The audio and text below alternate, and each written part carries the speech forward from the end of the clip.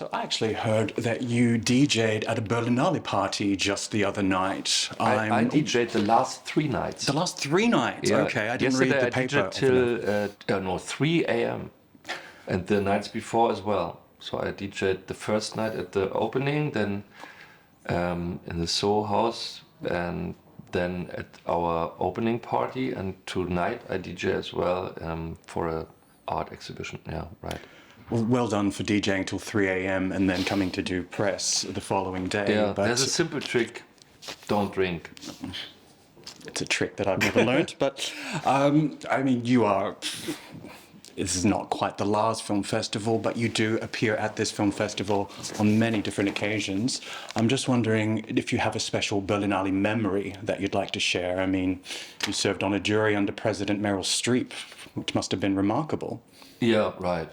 I would say my first memory is the first time I participated in the Berlinale was with everyone else from Maren Ade. And I remember that they told us that the press conference was quite, or the press screening was quite successful, but they were laughing when my name was full screen. Mm-hmm. So the movie starts with my name, first Birgit Minichmeier, and then my name on full screen. And the press were laughing because they didn't know us. Mm-hmm. And there was some remarkable memory of mine that I got aware that in the film industry, that was my first movie, the people don't know me. You are absolutely right. I mean, the time with Meryl Streep as a jury member, that was unforgettable. That was maybe, without exaggeration, one of the best times of my life.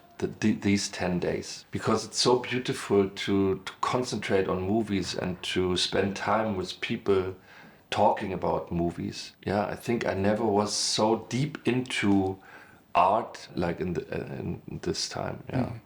I mean, that time the jury that you were on gave the Golden Bear to, was it Fire at Sea, the documentary? Right. Yeah. Yeah. Were you all in agreement about that?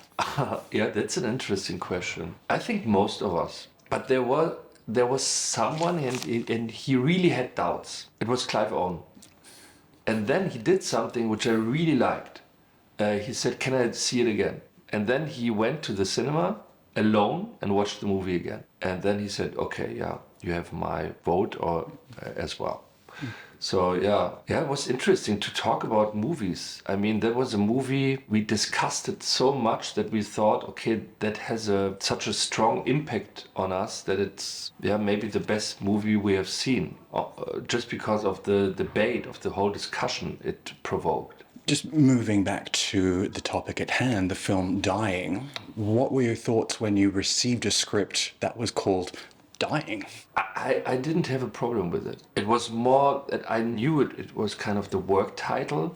The closer we were to the premiere, suddenly they said, maybe we should change the title. Maybe nobody would wish to see a movie called Dying. But honestly, I don't get it. I think it tells more about society, that we have obviously a problem with death, or that we try to avoid this subject, then that the title is a problem. And for me, I mean, a friend of mine just recently told me that living means dying, which means that death is not something that expects us on the end of our lives. It's something that is with us all the time. So it's part of our lives, or the understanding there's no life without death, and the other way around. Mm. And I think it's something we shouldn't be afraid of. It's something we have to live with in a good way. I mean, for example, in theater, we deal so much with dying.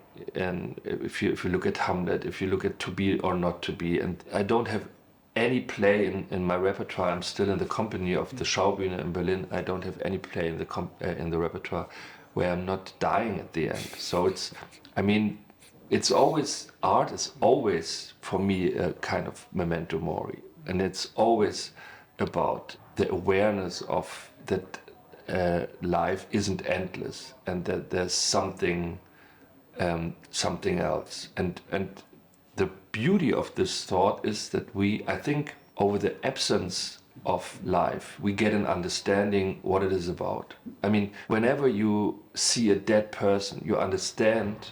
I saw a dead person in my life. It was my grandmother. And I understood that she doesn't look like a sleeping person. She looks like a dead person.